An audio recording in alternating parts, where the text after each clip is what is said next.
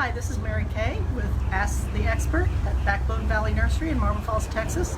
Today we're going to talk about some deer-resistant plants, and not just your normal deer-resistant plants. We have some really good, unusual ones for you I think you're going to enjoy. We have a lot of deer out in this area, and a lot of people are asking, what can I plant that the deer won't eat? And I have some very interesting suggestions for you. We're going to start with a plant called Orange Zest Cestrum. Cestrum is a Zone 8 plant, and we are Zone 8. However, if you want to ensure that it comes back every year, I would plant it in a southeast or southwest exposure. Protect it from those northwest winter winds. It is one that's just a tiny bit tender. It is zoned for our area, but real extreme freezes, you might lose it. I have mine in a protected area. I've had it for many, many years.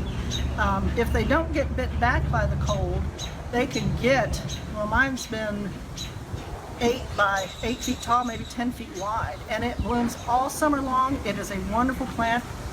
This is the flower. It never stops blooming.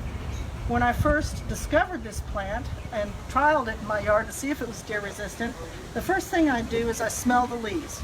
We all know that deer don't like real pungent odors like the rosemary, which is a good one. Even thyme and oregano are really good ones to use around the deer. Walker's Low catmint is one of my favorites. I wish I'd brought that up today. But anyway, I smelled the leaf of this one. I'm thinking, is this one going to be deer resistant? And I smelled it, and oh, it smells horrible. Well, I made the big mistake. I touched it to my tongue, and I tasted this horrible, bitter, icky taste for about 2 days. So don't taste it. You can smell it, but it's not a pleasant odor. So that's why the deer don't like this beautiful, beautiful plant, Orange Zest Cestrum. Another plant that I have tried and I've used for many, many years, probably at least 25 years, is this beautiful yellow butterfly vine. And you can see there are a few blooms. I'll pull these down up at the top here. This is another one that's Zone 8. It's a Mascagnia.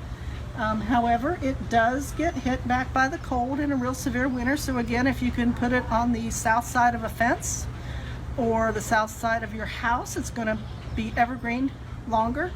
Mine has only dropped its leaves probably twice in the past, I don't know how many years, 15, 20 years. If we have a real sustained freeze like this last year, I have one out in the open, and it did drop a lot of its leaves. My one on the south side of a fence barely lost any leaves. It is a little bit slow to establish. Once it does get established, it will sometimes get a little bit invasive by sending some of the runners along the soil line. So you do have to be aware of that. But for mostly evergreen vine, we have so few that flower all summer long and are deer resistant. Our other vines aren't reliably deer resistant, and they only bloom in the spring. So this is a very good choice as long as you're a little bit patient on getting them established. It likes well-drained soils as well.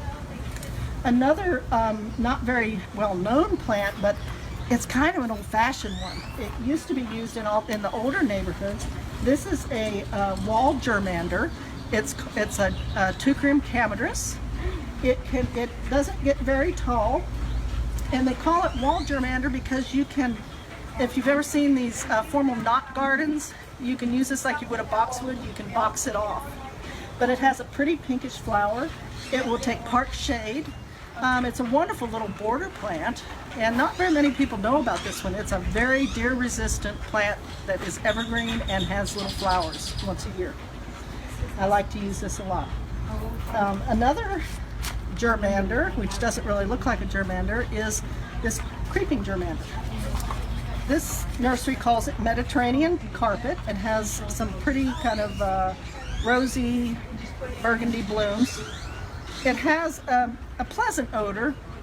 It's a scent that the deer don't like. It needs full sun, good drainage, and will get I'd say about 8 to 10 inches tall.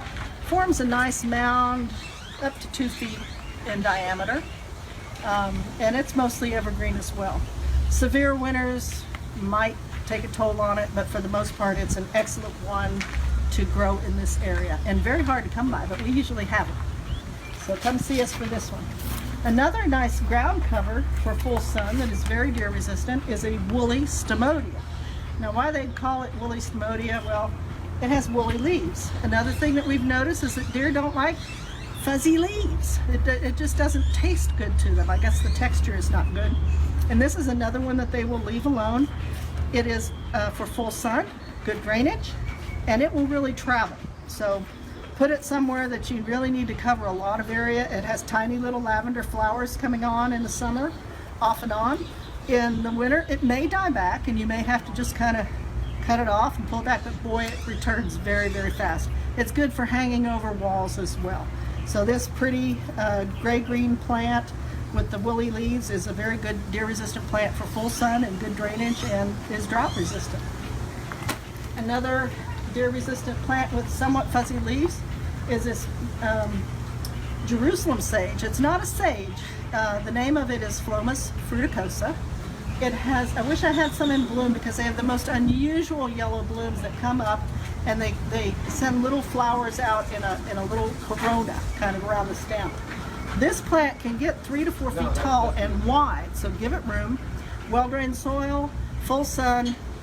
It is evergreen, and it is very winter hardy here. Occasionally you want to go in and deadhead it by going back to the bottom of the bloom stalks and cutting them off. It helps it look a little bit prettier during the between bloom time. But this is another excellent one for a hot, dry area. So these are some special plants that I've enjoyed through the years and I wanted to share with you. For Ask the Expert at Backbone Valley Nursery, this is Mary Kay. We'll see you next week.